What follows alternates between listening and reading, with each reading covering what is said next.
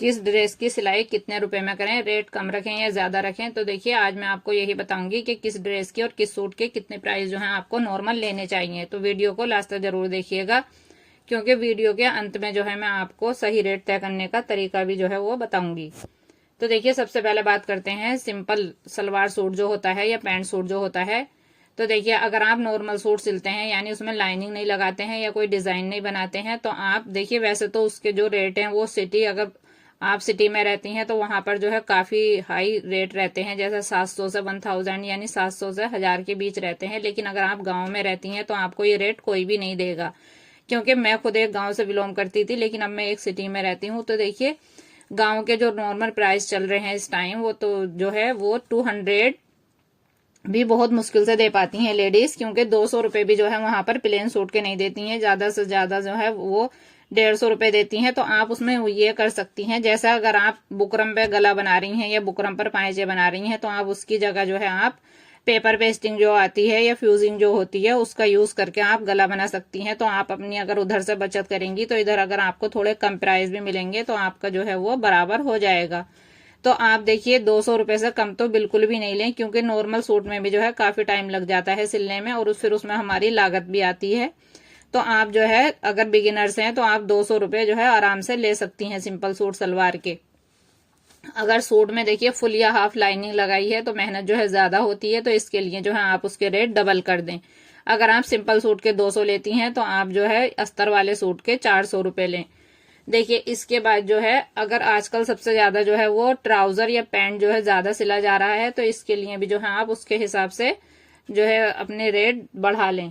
इसके बाद जो है देखिए आता है हमारा पैंट सूट जो होता है आजकल, तो आप जो है अगर 200 रुपए उसके ले रही हैं तो आप उसके 300 रुपए ले सकती हैं। फिर आता है देखिए कुर्ती, आजकल जो है कुर्ती बहुत ज्यादा सिली जा रही है।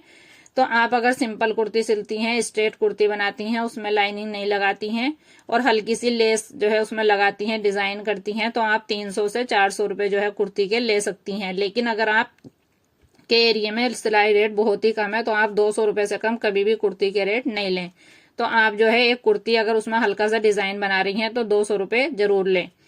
इसके बाद देखिए डिजाइनर कुर्ती या हैवी कुर्ती आती है, जैसे आप साइड में कट का डिजाइन बनाती हैं, बटन्स लगाती हैं, लेस लगाती हैं, तो आप इसमें अपने रेट जो है वो मतलब ये समझिए अगर आप जो है नॉर्मल कुर्ती बना रही हैं तो उसके 200 रुपीज हैं, तो आप उसी के अपने हिसाब से जितना आपका टाइम लग रहा है और जितनी आपकी लागत लग रही है तो आप उसमें और वो पैसे जो है आप उसमें जोड़ लें। और अगर आपका 100 रुपए उसमें लागत और टाइम के हिसाब से आता है तो आप 300 जो है यानी 300 रुपए आप कुर्ती के ले सकती हैं।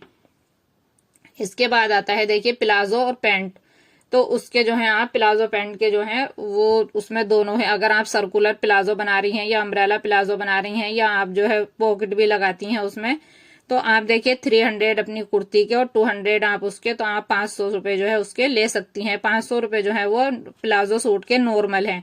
अगर आप किसी कस्बे में शहर में रहती हैं तो आप जो है 1000 रुपए से कम नहीं ले, क्योंकि काफी टाइम में जो है वो बनके तैयार होता है।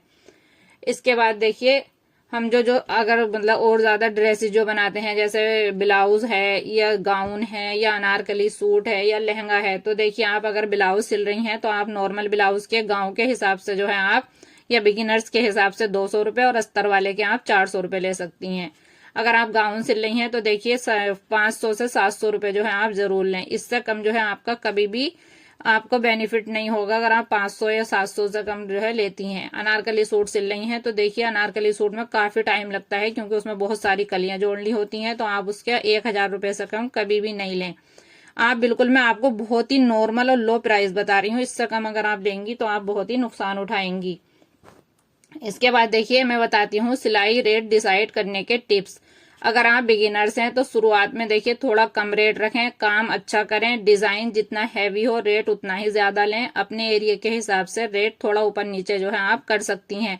आपको कभी भी ये नहीं देखना है कि वहां पर इतने रेट चल रहे हैं मैं इतने नहीं लूंगी। आप ये देखिए कि आपके कस्टमर नहीं टूटने चाहिए, और आप जितना अच्छा काम करेंगी तो मैं उम्मीद करती हूँ कि नेक्स्ट टाइम जो है आपकी कस्टमर जो है आपको खुद आप जितना आप कहेंगी उससे भी ज्यादा जो है आपको रेट देकर जाएंगी। क्योंकि जब कस्टमर खुश होगा अपने काम से, अपनी ड्रेस के सिलवे से, तो आपको जो है आपके रेट वो कभी भी कम नहीं करेगा। कस्टमर से जो है काम शुरू करने से पहले ही रेट जो है क्लियर जरूर कर लें।